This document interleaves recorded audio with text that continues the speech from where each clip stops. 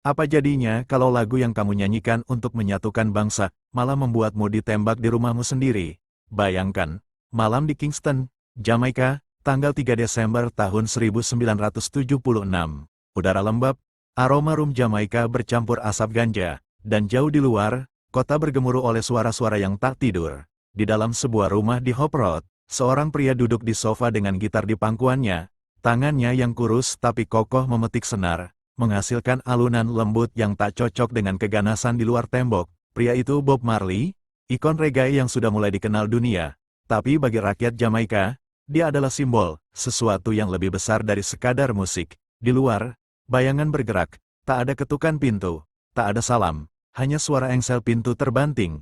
Lalu brak, rentetan peluru meledak memecah keheningan. Butir logam panas itu menembus udara, menghancurkan kayu, memantul di dinding, dan menghantam tubuh. Bob terjatuh, darah merembes di lengan dan dada. Di ruangan lain, Rita Marley, istrinya, terkena peluru di kepala.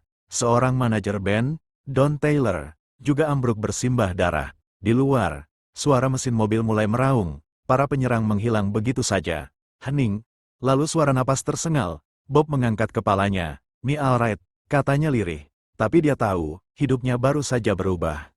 1970-an adalah dekade berbahaya untuk hidup di Jamaika. Negara kecil ini terjebak di antara kekuatan politik global dan konflik internal yang mematikan. Dua partai besar, People's National Party, PNP, dan Jamaica Labour Party, JLP, terlibat persaingan brutal. Geng jalanan jadi kaki tangan partai, senjata api membanjiri jalan-jalan Kingston, dan darah jadi bahasa sehari-hari. Bob Marley, lahir di desa kecil Nine Mile, datang ke Kingston dengan mimpi musik, tapi dari hari pertama, dia sudah paham, kota ini bisa mencintaimu sekaligus membunuhmu. Di tengah perseteruan politik, Bob berusaha berdiri di tengah, menyanyikan lagu untuk semua orang. Tapi di mata politisi dan geng bersenjata, netralitas adalah ancaman, karena netralitas berarti kamu tak bisa dikendalikan.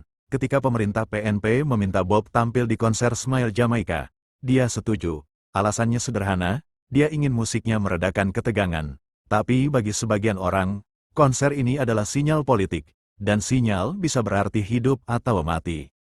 Studio rekaman Tuff Gong malam itu penuh aroma kayu tua dan asap ganja. Bob merekam lirik-lirik baru, suaranya seperti doa yang keluar dari dada bumi. Di luar, wartawan menunggu, penggemar memanggil-manggil namanya, dan entah di mana, seseorang sedang mempersiapkan senjata.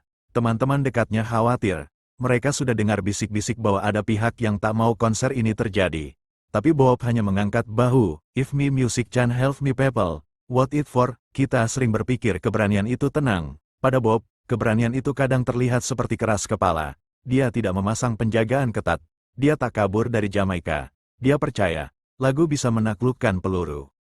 Tanggal 3 Desember tahun 1976, 2 hari sebelum konser, langit Kingston gelap tanpa bintang. Sekitar pukul 8 malam, pintu rumah Bob dibuka paksa. 4 pria bersenjata masuk. Tak ada peringatan.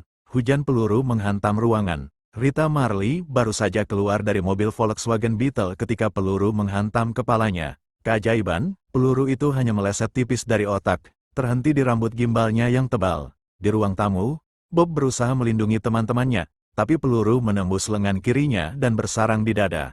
Penyerang itu pergi secepat datangnya. Tidak ada yang tahu pasti siapa mereka. Beberapa saksi bilang mereka dari geng politik tertentu. Ada juga yang bilang, ini operasi yang lebih besar, direncanakan jauh di luar Jamaika. Orang normal akan membatalkan konser. Dokter memintanya istirahat. Tapi 2 hari setelah penembakan, tanggal 5 Desember tahun 1976, Bob Marley berdiri di panggung Smile Jamaika. Di hadapan 80.000 orang, dia bernyanyi. Tangannya dibalut, luka di dadanya masih nyeri. Tapi dia bergerak seolah peluru itu tak pernah ada. Di tengah penampilan, dia membuka bajunya, memperlihatkan perban di dada. Penonton bergemuruh. "The people who are trying to make this world worse aren't taking a day off. How can I?" katanya. Itu bukan konser, itu pernyataan perang. Malam itu, hujan turun di Kingston. Bob tetap bernyanyi. Setiap lirik seperti doa, setiap nada seperti tamparan untuk mereka yang ingin membungkamnya. Mata para penonton penuh air mata. Mereka tahu, pria ini seharusnya sudah mati 2 hari lalu. Tapi sekarang, dia berdiri di depan mereka, tak terkalahkan. Di mata Bob, musik bukan hiburan. Musik adalah senjata, dan panggung adalah medan tempurnya.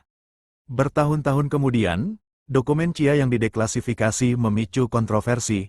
Di dalamnya, ada laporan tentang potensi ancaman dari musisi reggae yang berpengaruh secara politik. Beberapa peneliti percaya, penembakan Bob bukan hanya konflik lokal. Amerika Serikat khawatir pengaruh Bob akan memperkuat gerakan kiri di Karibia. Ada kisah misterius tentang agen Chia yang pernah mencoba memberi Bob sepatu bot hadiah, yang bagian dalamnya ditanam logam beracun. Bob menolak memakainya setelah merasakan ada sesuatu yang janggal. Apakah ini nyata? Banyak yang percaya. Tapi seperti semua kisah konspirasi, bukti langsungnya kabur. Tahun 1977, Bob didiagnosis melanoma ganas di jari kaki. Katanya, akibat cedera saat bermain sepak bola, dokter menyarankan amputasi. Tapi keyakinan Rastafari menolak pemotongan bagian tubuh. Bob memilih perawatan minim, penyakit itu memburuk, menyebar ke paru-paru dan otak. Beberapa orang melihat ini sebagai kebetulan tragis. Yang lain, terutama mereka yang curiga pada Chia, menganggapnya bagian dari skenario panjang untuk menyingkirkannya tanpa peluru.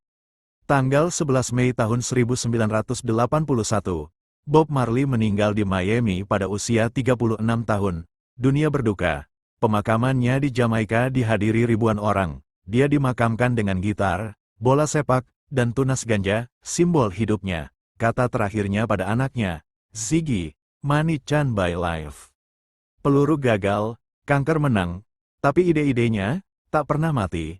Musiknya kini dinyanyikan di stadion, di protes jalanan, di kamp pengungsi, di pesta pantai. Setiap kali rakyat tertindas mengangkat suara, Bob hadir, dalam nada, dalam kata, dalam api. Dan bagi sebagian orang, dia bukan hanya legenda musik, dia adalah bukti bahwa satu orang, dengan gitar, bisa mengancam kekuatan paling besar di dunia.